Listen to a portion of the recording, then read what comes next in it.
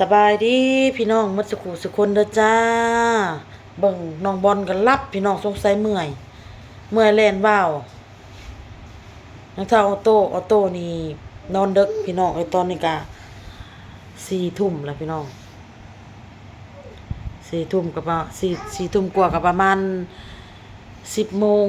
ปลายน้องพี่น้องเนาะทางไทยเพิ่นสิว่า4 ทุ่มทางลาวเพิ่นสิว่า10 โมงบ่ยอมรับบ่ยอมนอนพี่น้องเอ้ยแต่ละมื้อนี่แม่นตก12 โมง1 โมงคันอยากนอนไวที่สุดก็คือ11 โมงเมื่อหาไปกวนอ้ายพี่น้องอ้ายนอนเนาะกวนเลยพี่น้องเอ้ยย่านโตน่ะย่านโตอีหยังว่าโตธานีมันห้องอันนี้ได้สอน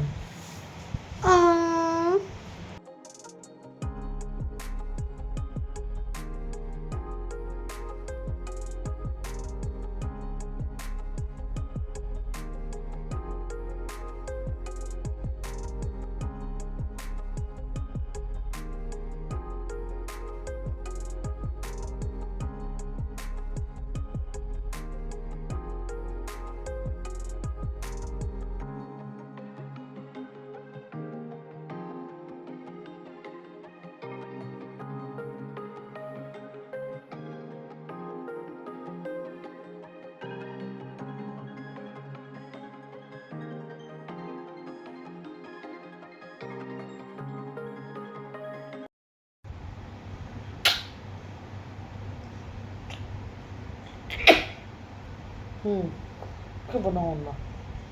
จะแม่สามตาเอาเทียบสามตามาโดนใจเทียบสามตามาโดนใจ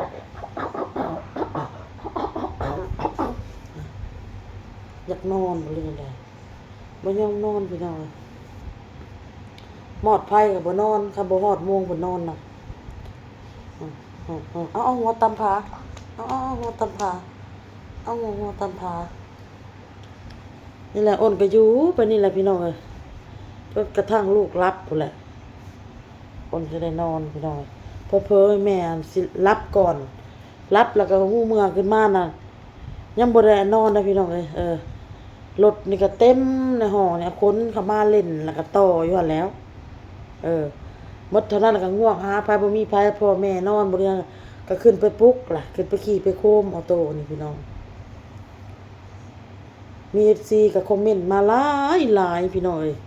เว้าเรื่องน้องออโต้พี่น้องเรื่องที่1เนาะให้เบิ่งโทรศัพท์เด้อพี่น้องเด้อที่ FC ติมานี่แต่ก่อนน่ะอ้นน่ะพยายามนะพี่น้องพยายามที่แบบว่าบ่ให้ลูกหันเบิ่งโทรศัพท์บ่ให้ลูกน่ะ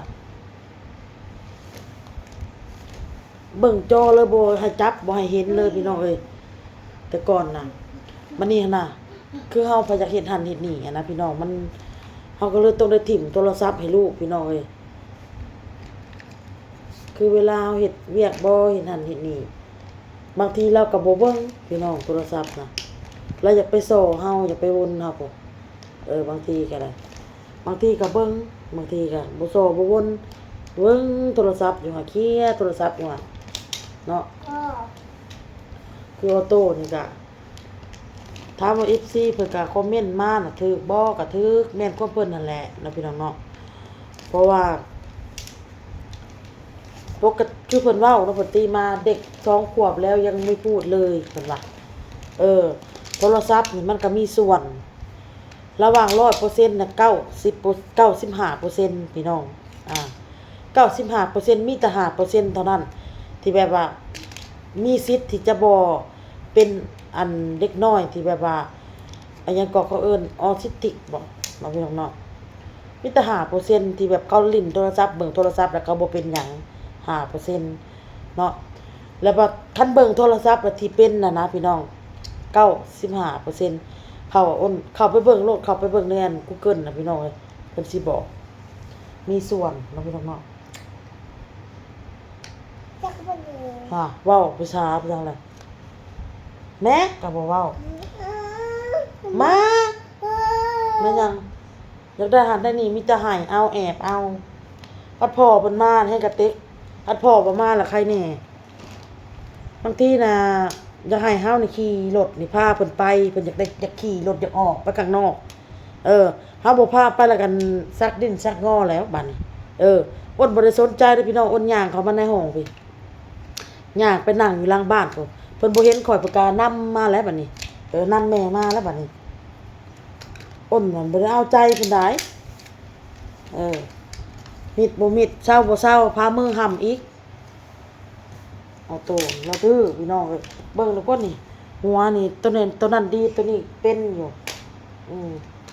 ไปเจ็บบางทีก็ตีนนี่ไปเหยียบหันเหยียบนี่เตะหันเตะนี่แล้วก็บาดบ่ได้ให้ได้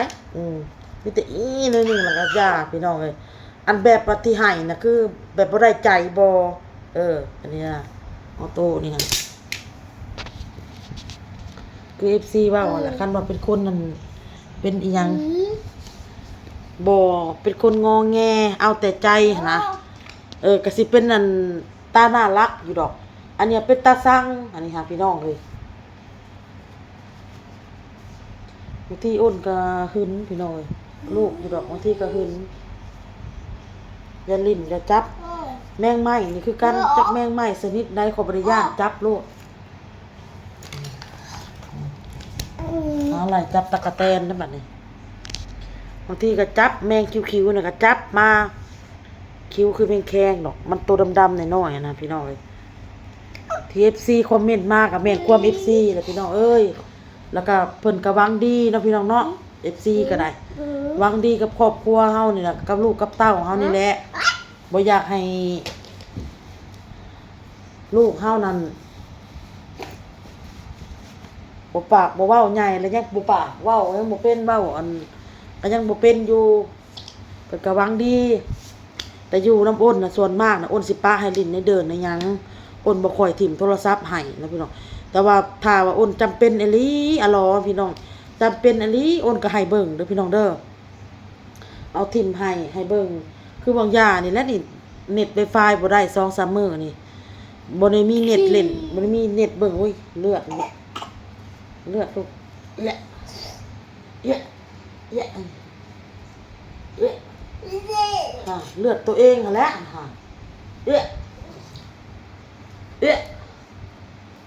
ขี้ดื้อเว้ย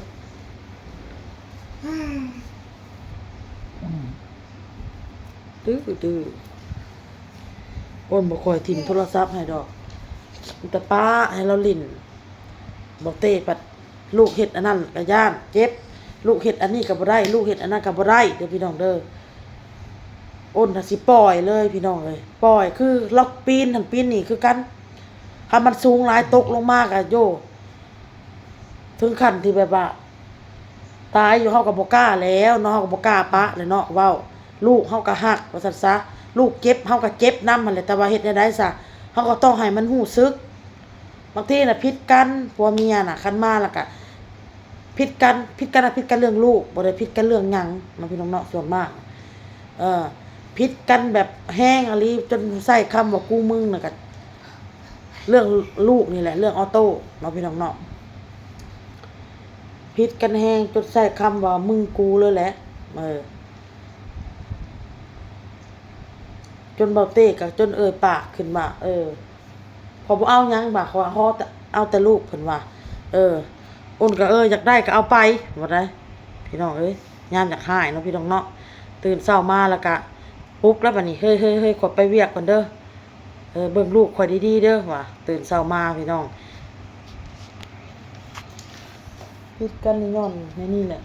เฮ็ดอันนั้นก็บ่ได้เฮ็ดอันนี้ก็บ่ได้ย่านแต่ลูกเจ็บลูกปวด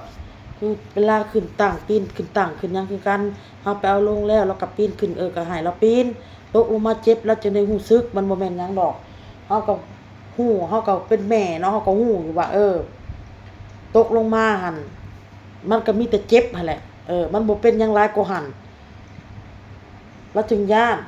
เอาโตก็ซั่นแล้วเราบ่ย่าน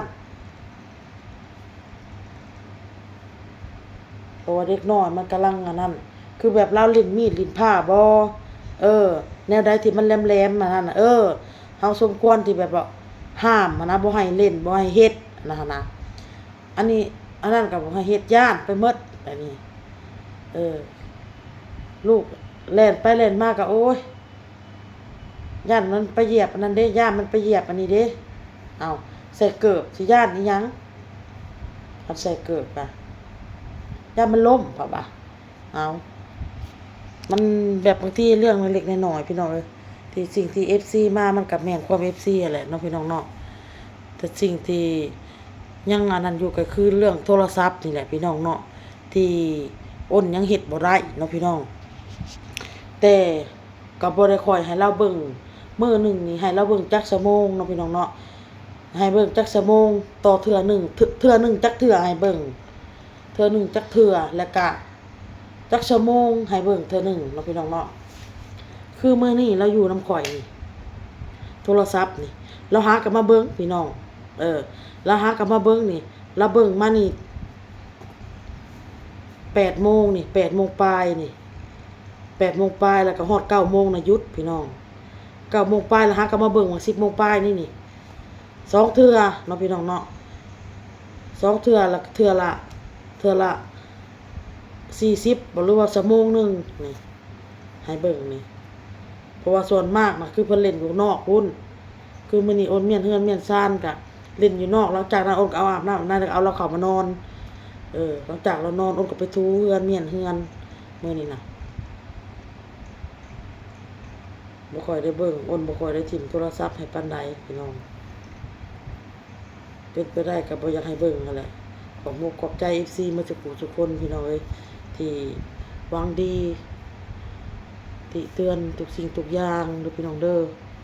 ขอบคุณขอบใจหลายๆคลิปนี้ก็บ่มีหยังดอกพี่น้องเอ้ย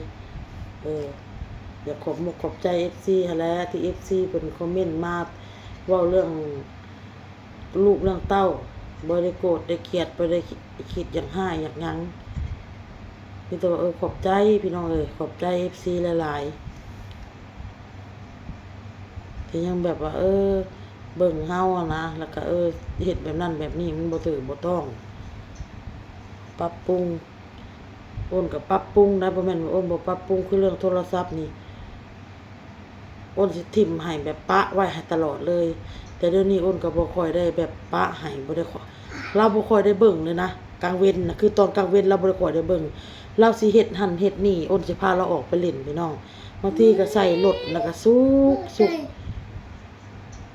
แล้วก็บางใช้เวลาที่แบบว่าเล่นกับลูกหยอกกับลูกบางทีก็เปิดเพลงก็พากันเต้นกับเรานะก็จึงว่าเราบ่ได้ค่อยเบิ่งโทรศัพท์เด้อพี่น้องเด้อท่านก็ไปเฮือนป้าซะไปสิตืดไปสิที่ก็ไปข้างนอกไปสิมันก็เลยแบบบ่ค่อยได้เบิ่งส่วนมากเราสิได้มาเบิ่งแต่กลางคืน เอาโอเคแล้วพี่น้องคลิปนี้ก็ยาวๆเด้อพี่น้องเด้ออย่ารำคาญอย่าเผาเบื่อเด้อพี่น้องเด้ออดพังพี่น้องอดพังไปนำกันขอบมุกขอบใจ FC มาทุกคนเด้อพี่น้องเด้อลาไปแล้วพี่น้องสบายดี